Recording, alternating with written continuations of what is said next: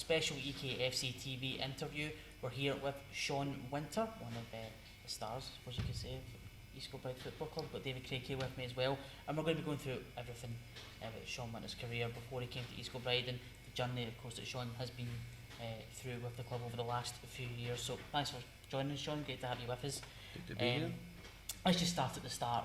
You've had a long career, but and some great moments. But how did you get into the game in the first place? When did you sort of know that this was going to become a career for you and something that you could do for such a long time as you have so far? Well, to be fair, obviously, times are different these days, but back when I was growing up, you were out in the streets playing football constantly.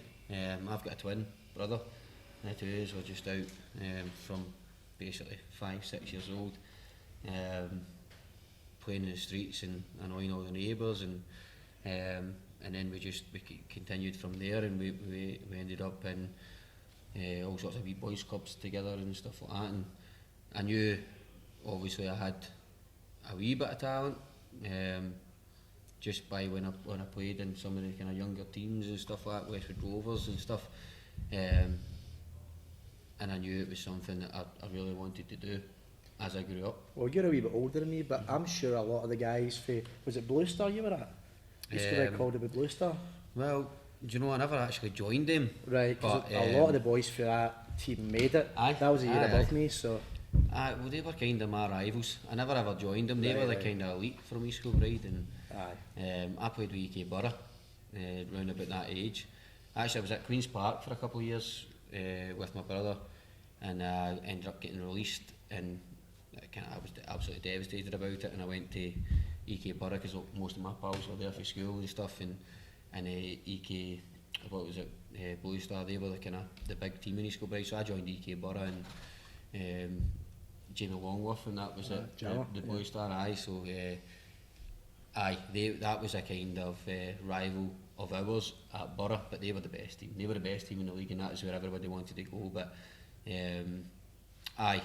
it was always kind of us. EK Borough were one of the best team, but we we knew everybody was pals, and it was a kind of pals act. And I needed that after I left Queen's Park, because I was absolutely devastated, and obviously we were a pro youth team, and then when I went to EK Borough, it was just all the sort of pals act, and it got my confidence back, and we were beating teams, and I remember scoring 5 goals in one game, and we drew 5 each, and I needed that to get my confidence back, and it kept me on to kind of push me forward to obviously where I got to.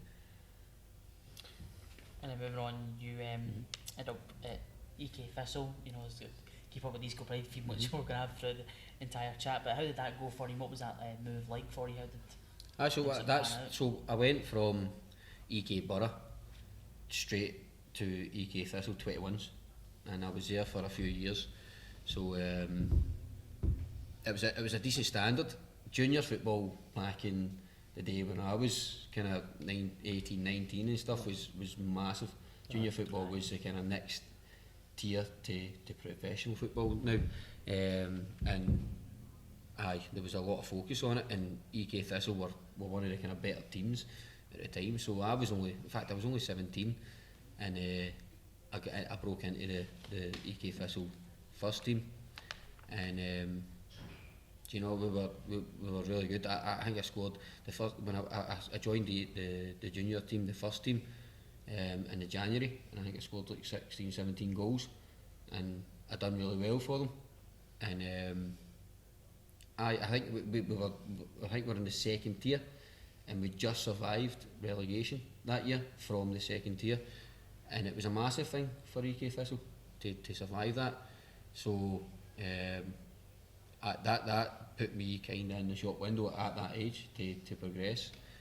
But it was brilliant. It was a really, really good team, and it means something different, a wee bit more special when you're playing for your hometown team, and you can do stuff like that. So that put me in the shop window, and that the best thing from it was I had paid to play football my whole life up until I played junior football, and I could not believe I was getting a tenner a week when I joined the juniors. They gave me £10 a week in a wee envelope, and I was like, this is absolutely brilliant. Up until then, I paid a fiver every single week to play, and they were giving me a tenner. Doesn't matter what it is, it's a dream, isn't it? I wasn't paying anything anymore. Like They were paying me to actually play, and I was like, I know it's a tenner, but I was like, that's brilliant. I can't believe I'm getting paid to play a game of football. So it was brilliant, and that just stuck in my head, and I was like, I want to succeed at this. I want to do better than what I've done so far. So, you know, that success, did that drive you on then? Did you have sort of those aspirations to move as far up as you possibly could in the game? I'd so when I joined the juniors, and I had that season, I get best young player that year at the juniors, and it was John Brogan was the manager at the time, and John was well respected and he was a good manager, and it was the first time, as I said, that I'd experienced that sort of professional side to the game. And once obviously the season finished, he was saying to me, look, I really want you to stay, like we'll offer you, and I think he was offering like £35 a week, and I'm like, it's brilliant. Trebled your wages. I know, I'm like, £35 a week, I'm there. And then a few people would say to me, look, hold out, you'll probably get somebody else coming in for you and stuff. And I'm like, I didn't really understand all the workings. Like I'd never been at like a professional side. When I was at Queen's Park, and Queen's Park obviously traditionally are an amateur side, don't pay players, and I'd never been at a big club, so I never really experienced the full-time side of things. So a few people would say to me, look, hold off, don't sign, you've done really well with EK Thistle. Somebody will come in for you and they'll give you more money and stuff. So I kind of waited, and then Arthur came in and offered to take me there. It was Gary Faulds was the manager. He's from East Kilbride, and I know his boy and that. And so I was like, do you know what? That's probably a good move. And people would say to me, Arthur, one of the top junior sides. They were one of the top junior sides at that time. So I was like, do you know what? That's probably the best move for me. And they were offering, I think I actually offered me like £45 a week, and I was like, this is outstanding. I can't believe I'm getting offered this kind of money. I've just been paying money to play football, and they're offering me money to play. Had there been other teams in for you? Had you done any like sniffs? Anybody? Had nobody. I had no senior. People kind of coming towards me and offering me a deal.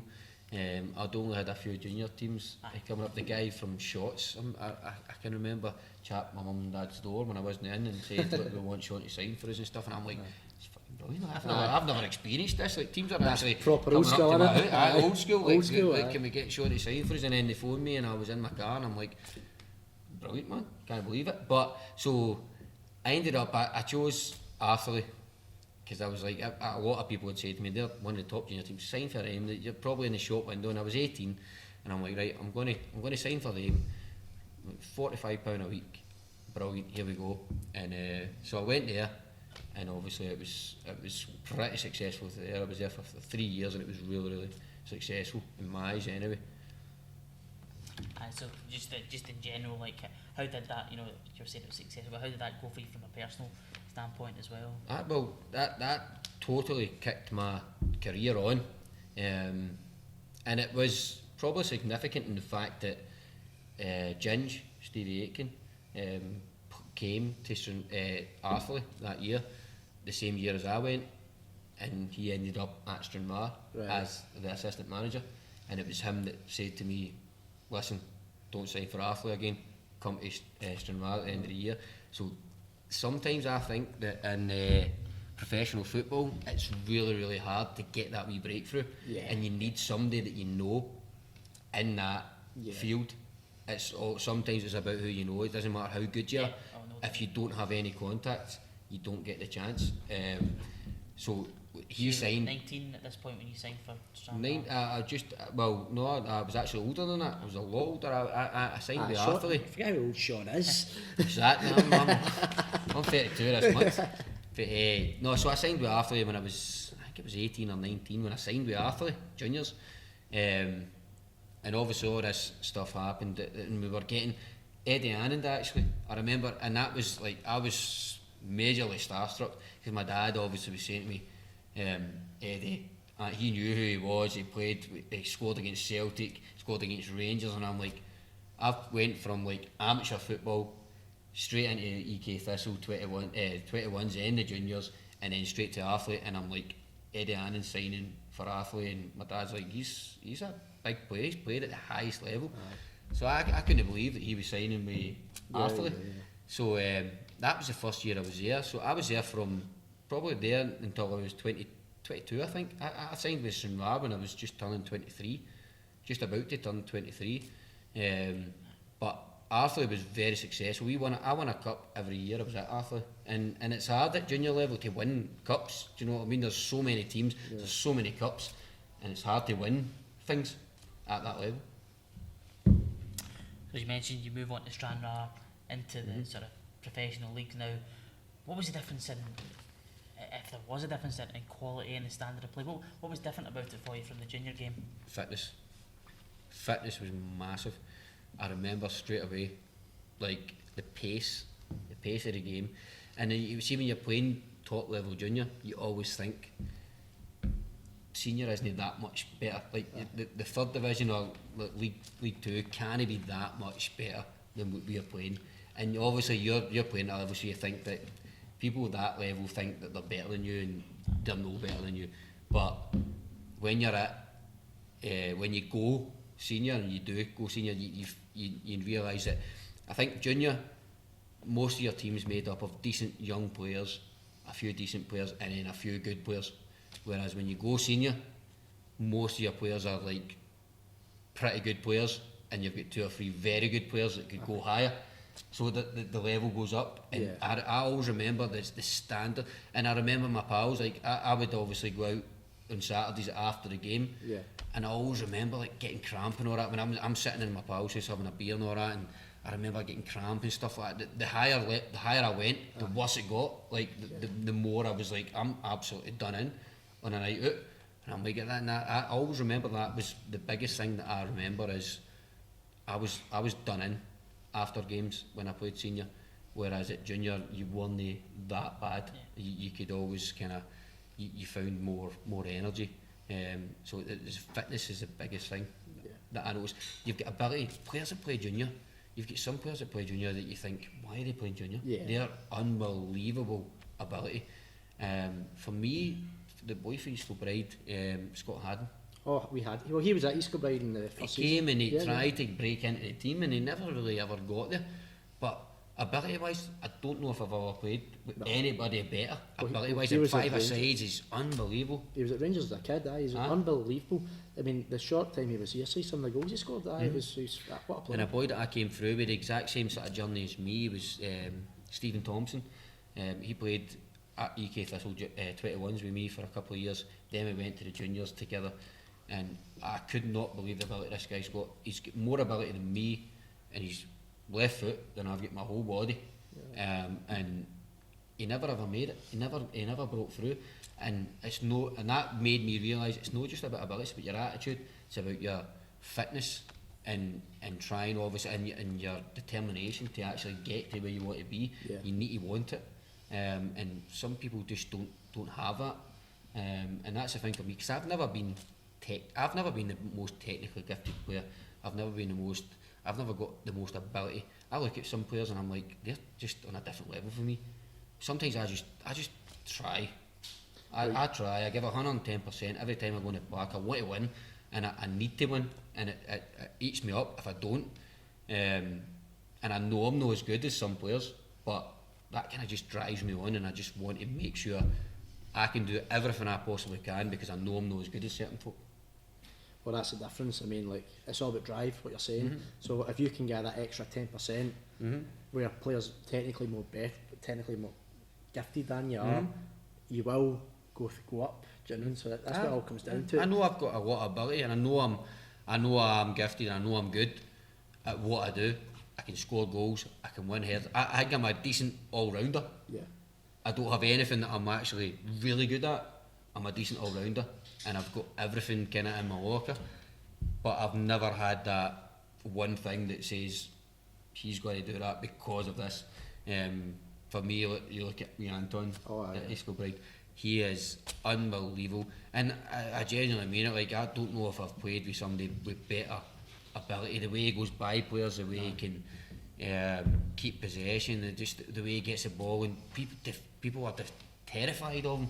They're terrified of him. And he's an angry wee man. Aye. And I don't have that. Do you know what I mean? Yeah. I don't have that. People aren't like that with me, but I know what I've got, and I know what he's got. And it's just that. I think you just need to understand what you've got, what you bring to the table, and it's tough to it's tough to break through when you've, for me, probably get limited ability, but you just want it that much. You get that much passion. Back to Stranraer, what was like your sort of best moments during your time You're There's a laughing story. because you know I've got a few stories, right? But Well, you've got a story. well, listen, I've actually, obviously I was at Stranraer for 5 years, and when I look back at that, it's pretty successful. I mean, not a lot of players have 5 years at the one club, and I thought that's quite common, but it's not actually that common. And you don't play. I played over 200 games for Stranraer. That's not very common. And for 5 years to play 200 games, 40 odd games a season, that's like playing pretty much every single week. Do you know what I mean? So that's something I know I look back and I'm quite proud of. So when I look back at Stranraer, I know I done well there, and there's plenty of games. I recently done a wee interview with a guy from Stranraer, and it was to talk about my favourite game, the biggest game that I played for Stranraer. And I kind of rattled a few through my head, and I was like, do you know what, I've actually had quite a lot of decent moments with Stranraer. There was so there was a few I played against Ross County. Ross County were 4th in the Premier League at the time. We played them in the League Cup and we won 3-2. I scored, got a penalty, and I got man of the match, and so we beat them that day. The problem is with that game, there was not a lot of focus on it. It was during the week.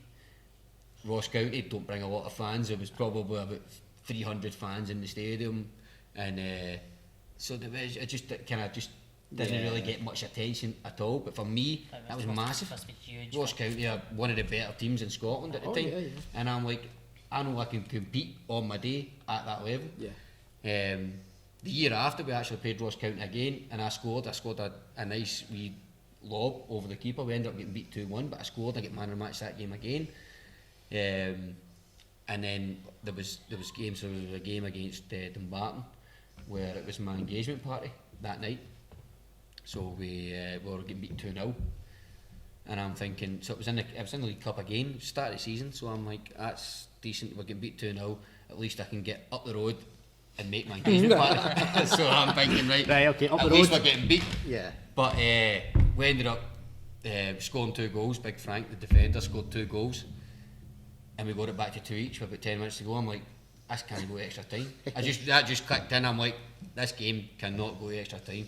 If this goes extra time, I'm missing my engagement party. Away back up in East Kilbride from Stranraer, and I'm like, she's going to go off on that. I never told her. I never told my missus, my now missus, that that's going to happen. So I'm like, this is going to be devastating. So I remember actually the boy Scott Agnew, he played for them back at the time, and he got the ball about 35 yards out with about 5 minutes to go. I'm like, I'm going to let you score. So I was like, look, just take it. So I just kind of let him go by me, and I'm like, just shoot, score, end the game. And he missed it. I'm like, oh, here we go. But then it got to like closer and closer at the end of the game, and it went into injury time, and we ended up breaking up the park. And it's probably one of my best goals I've ever scored. It was we got the ball at the corner and kind of just walked into the box, and the ball gets played in, and I've done a wee sort of scorpion kick right at the top corner. And so Never celebrated so much in your life. 93rd minute or something like that, and I've just done a wee scorpion kick, and that's the way it was described, so that's why I'm saying that. It was a wee scorpion, it was a wee kind of back heel, and it went right at the top corner. I could not believe it. The tap was off, everything. Running away, and everybody, and the boys knew. Just because you'd won the game. We went, Just so we didn't get a do it. Yeah, do you know what? Nobody even cared about the game. Everybody knew that I was desperate to get to my engagement party. No, the boys were coming to my engagement party, so we were away, and everybody was like, outstanding, tap off, jumping about, and then all the boys, everybody made it to the engagement party, and it was like one of the best nights of my life.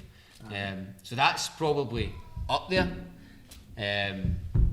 But the two games that's come to my mind are obviously the first one that I've said about a million times. I've never heard this story before. We played Queen's Park in the Scottish Cup. We actually drew down at Stranraer, and we drew one each. I think it was one each down at Stranraer. We took the replay up to Hampden, and obviously because we drew, the draw was made for the next round, the fourth round, and whoever won that game got Dundee United. And at Stranraer, you don't get a chance to play these massive teams. You don't get a chance to play the Premier League teams. So as soon as you get that wee chance, you're buzzing. You just want to get there. You know it's going to be a focus on the game. So we took the replay up to Hampden, and it was that day that obviously I scored a hat-trick. So, but the biggest point is Andy Robertson was left back. So he played left back. He was a young boy, 17, 18 max, and I was obviously right mid. And He'd have been keeping BJ at the team at that point. Was Think BJ so, Chandler? I'm sure I heard BJ him. probably kind of was. 50-50 I remember that. I remember that actually. I didn't care at the time. Oh, but, yeah, of course. do you know what? I didn't even know. I remember because I knew Jama, Aye. and he played with Queen's Park at the time. He says he's left back. I remember him mentioning that the left back's a good player. Like teams are watching him, he's a really good player. Because obviously I played right mid, and that's who I would have been playing against. Like, he's a really good player. Just obviously you're probably in for a good game. Aye. And it was like straight away. 'Cause obviously he was named at the time. Like, and I remember probably about 10 minutes of the game, I've got the ball and I've just ran across. Like he's kind of tried to tackle me. I've ran across him. I've ended up just kept running right across the box, and I've just fired it, scored. So we're 1-0 up, and then it was the same. The second goal was a wee header, and then it was about a header up against him. Yeah. And I remember the ball came in the box, and I didn't know it was him at the time, but I've seen pictures since, and it was him. So obviously I've just jumped higher, won the header, scored the goal, and then after that was the third goal. Was he was chasing me. They'd end up getting 2 men sent off, but he was chasing me, and there's a picture again of him chasing me, and I just smashed the ball for about I think 25 yards right in the top corner. Never any highlights, by the way. I've asked Queen's Park. I think they've got the highlights. They just don't want to give me them. Actually, I've privately messaged them and says, have you got any of these highlights? Because I know they film all the games. Dig into the archive. Do you know there was a bit of a ruckus after the game, because obviously I scored the hat-trick, and I ended up getting taken off with 10 minutes to go because I scored the hat-trick and all that, and get a wee standing ovation for the Stranraer fans, The travel 10 support. room in the corner. In a 50,000 seat stadium, whatever it is. Exactly, 50,000 seat stadium with 10 fans. But it sounds brilliant when you score goals because Yeah. it just echoes. So, but I went down and I tried to get the ball after the game because I was like, this is big for me. Yeah. And the wee kit man at Queen's Park wouldn't give me the ball, so I ended up stealing it off him. And he was raging, wouldn't give me the ball, and I ended up just taking it. I was like, listen, Brilliant. this is massive for me, I'm taking that, and walked away, and he was not happy at all. And I'm no surprised that there was never any highlights after that game. That now makes sense. Exactly. So that is probably my biggest moment for Stranraer.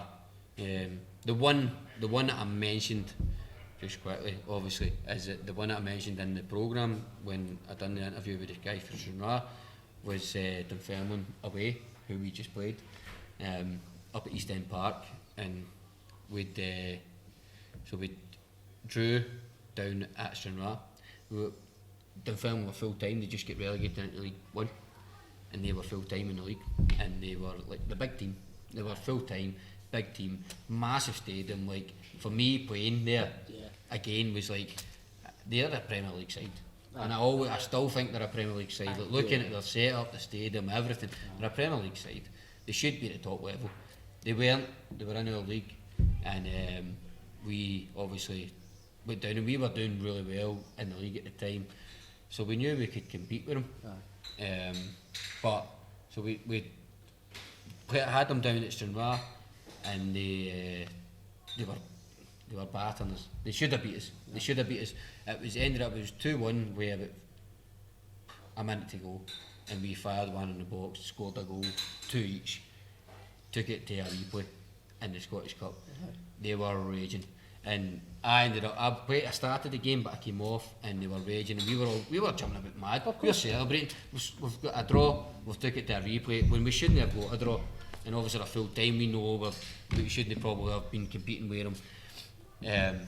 So we were all celebrating, and this is the first time Neil McCann. I didn't realise he was a bit of an arsehole. Right? Obviously, I had Jim Jeffries, a dinosaur, and Neil McCann, who I thought was actually alright when I've seen him in Sky Sports. Didn't realise he was an arsehole, right? So he came out and he's like, me and Malky and Barry at the time, and they were like, we were celebrating. He comes up to us and he's like, wait till we get you down there. He's a shite. Honestly, I swear to God, he spat the dummy big time. He's like, we'll pump you up there.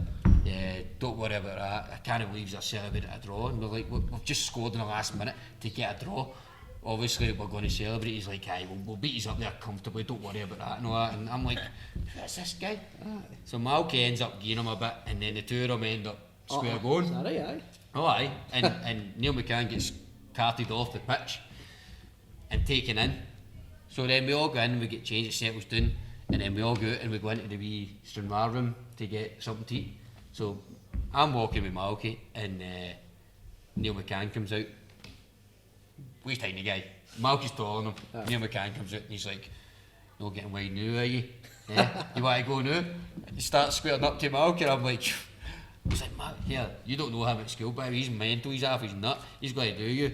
And Neil McCann's, "Is that right? Is that right? Who you talking to? What you smiling at?" No, I'm like, for fuck's sake, who does he think he is? So me and Mal and Barry ends up coming over, and Barry's like, "I'm going to knock you out, he's going to knock you out." No, so the three of us are fucking going for it.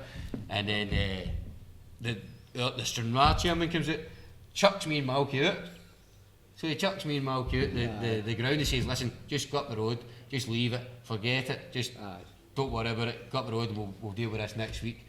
So I was raging, man, and me and Malky are sitting on the way up the road, just pure raging. And I'm like, we are not going to beat half them next week. We are beating them next week, and that is it. I don't care what it takes, we will beat them. And that's why, so the next week, obviously, we were up to Dunfermline. We ended up beating them 3-1 up at East End Park. 10 minutes into the game, I've scored one of the best goals I've ever scored in my career. So I played left mid that day, and I came in for the side of the box, just smashed it right in the bottom corner, and I ran by Neil McCann and Jim Jeffries. I'm like, and it was about 10 minutes into the game, and obviously my manager, Gingy and Faz, were like to me, "Fuck's sake, we're only 10 minutes into the game, just calm down, there's a long way to go." And the captain, Stevie Bell's like to me, "John, fuck's sake, man, you can't be like that now, we're literally 10 minutes into the game, and obviously they're full time." He's like, "You need to fucking calm down." And I'm like, "Never calm down." So, but we battered them that day. I ended up finishing 3-1, but we battered them, and that's why I've always said that's my favourite game, because of the build up to it, and that was my favourite game for Stranraer. Just in the Neil McCann thing, I suppose he maybe developed a bit of reputation, especially when he was manager at Dundee. He played at a high level pretty much all his career. You know, Hearts and Rangers up here, played some time down south as well. Do you think he saw you celebrating the way he did, getting a draw, and just never understood how much that would have meant to you as a club? I think that's what it is. I think obviously he only ever played at the highest level. He never played at a wee level where we have played at, and that's, I knew for me, Stranraer was probably the biggest I was going to get. I was at Stranraer for 23, so I wasn't a young boy. I joined Stranraer when I was 23, and I was there till I was 28. So by the time I left Stranraer, there was no way I was going to make it in Barcelona, Celtic or anything like that. Like, that was my level. So it meant so much. When we played these bigger teams, it meant so much to me to win these games. So I don't think he understood that. I don't think he understood that kind of side to the game where these smaller teams just absolutely buzz over the big games. And you guys are part-time, working 9 to 5 through the week. Well, These guys are full-time, go in, get sports massages and whatnot. Yeah, exactly. It means a lot if you get the scalp. So. Of course it does, and it doesn't matter how big the scalp is. You're playing a full-time team when you're a part-time team. It's so hard. And we've seen it when we put St Mirren there. Do you know what I mean? And we drew with St Mirren. I know. You underestimate how big an achievement that is. That's all these guys do all they do, they go in, get their massages, as you say, they just relax, they go out and they train 4 or 5 times a week. Yeah. I'm in my work Monday to Friday, absolute stressed out my nut, doing what I do, and then I have to go to training. Even if I've had a terrible day, I just need to go to training that night, and you get an hour, 2 hours, and you need to prepare, you need to get all the tactics out, and that's what it happened with St Mirren there. Like we literally had 3 hours to prepare for that game against St Mirren, and we got a draw, and that's why it's such a massive thing. Oh yeah, yeah. Do you know what I mean? We obviously beat them in penalties, but we well earned that draw. I mean, the last time we played St Mirren, we got a draw, but we got a doing, and we were very lucky. Jacob had the game of his life. He pulled that 4, 5, 6. We actually we got beat 2-1 that day, but that's right. That's right. But actually. Jacob did have the game of his life. Absolutely. But do you know what? That's right. We get beat, but we absolutely get battered that full game, and we looked as if we were going to beat them. We had about 3 minutes to go, we were possibly going to beat them. Do you know what I mean? We were both there that night. I was there for Stirring that night, and when that goal, when Don McLaren scores that goal, you're like, here we go. I know. This is it. I'm the same. I was injured. I'm sitting in the stand as well, and I'm like, no way. 80th minute, first corner and first shot and goal. And well, to be fair, Don McLaren claims that, but I don't even think it was his goal. It ended up just ricocheting the box, went in, and he's like, he's running away celebrating. He's like a pinball machine. But I couldn't believe it, because we were literally camped in our box 90% of that game. So what I mean is, the other week there, when we played St Mirren, it wasn't like that. No. We actually earned that draw. We done well, and we confined them to very little chances. Yes. Obviously, Aldo got the man of the match, and sometimes that's what annoys me, because the keeper gets man of the match. I think you've just had a down, and the keeper saved you. I don't think he did save us. Do you know what I mean? It wasn't as if one good double save. It did double save. But we had a couple of wee chances as well. Like, you know what I mean? It's not as if it was one-way traffic. We earned that draw. Really, and that's what's so massive. Like, I think when you play these bigger teams, it's massive when you get a result. Yes. And some people don't understand it, but when you actually take all the different elements into consideration, we shouldn't be on the same park as St Mirren or like Dunfermline. And that Dunfermline probably showed it more. Yeah. They beat us convincingly, and they should be beating us convincingly. People look at that and go, yous have not had a good game there. See if they play the way they should play. We shouldn't be competing with them. No. They're full time, they're better players probably individually than us, and they're so much fitter than us, and they should be beating us 3-4-0. Of course they should. And I think probably because we've done so well before, people look at that and go, yous have struggled there. Yeah, I think we had, and that for me was why I ended up biting at Paul, because I'm like, they're looking at that competition and thinking we have not done well, whereas we did well. We're not going to score 10 goals in that cup. Well, taking it back to Sunrar, obviously it's such a big jump going from League 1, League 2 to playing top end opposition. So your Sunrar career comes to a close, and you sign for East Kilbride. Tell us about how that move came about. So, and do you know, it was a big shock and a big decision for me. I got released for Sunrar, and I'll be honest, I was devastated. I was devastated because that year we should have won the league. We led League 1, and there was Dunfermline, Morton in that league, full-time teams, and we led that league from probably October all the way to like 3 games to go in the season. So I felt we were going to win the league. Everybody felt we'd actually spoke about possibly going on holiday, like at the end of the season, going to Marbella as a team and all that. If we win the league, we're going there, we're going to celebrate promotion and stuff. So I felt as if we're getting promoted. And I played over 40 games that season, started probably over 30 odd games that season, so I was a massive part of that team.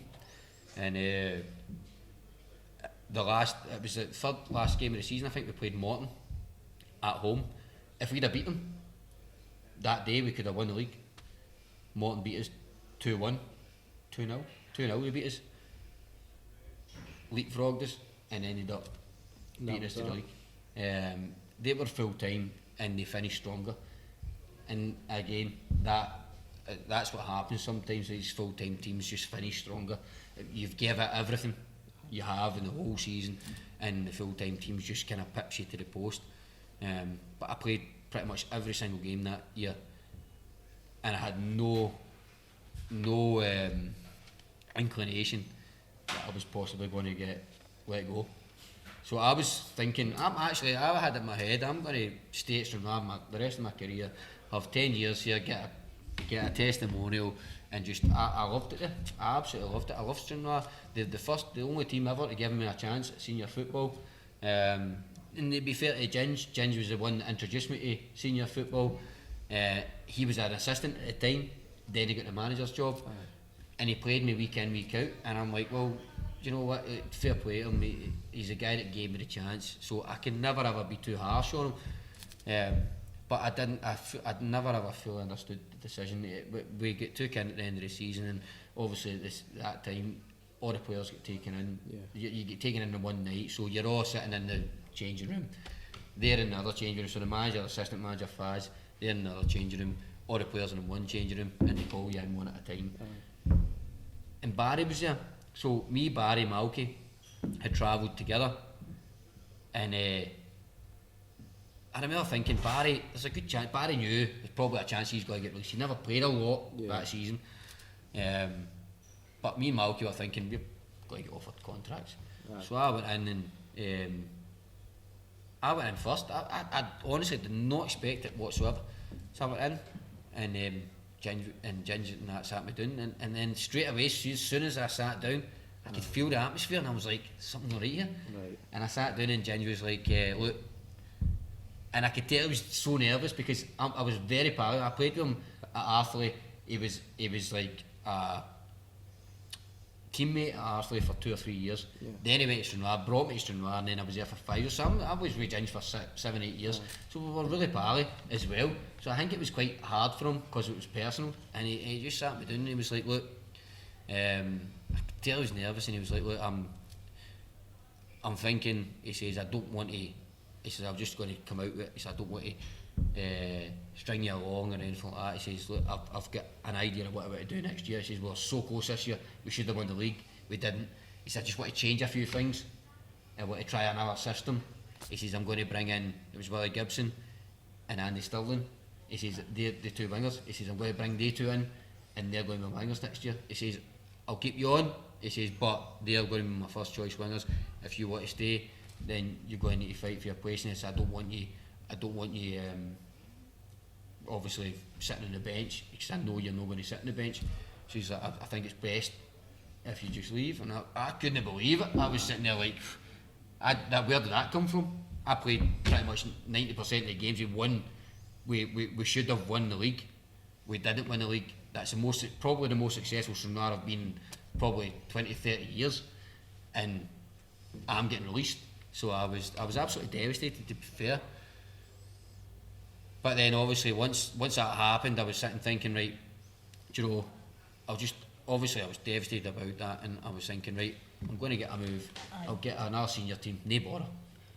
Did it make you even consider, you know, if you had a future in football at all? Maybe because you got to that level, did you think, I've got here, maybe just time to call it quits?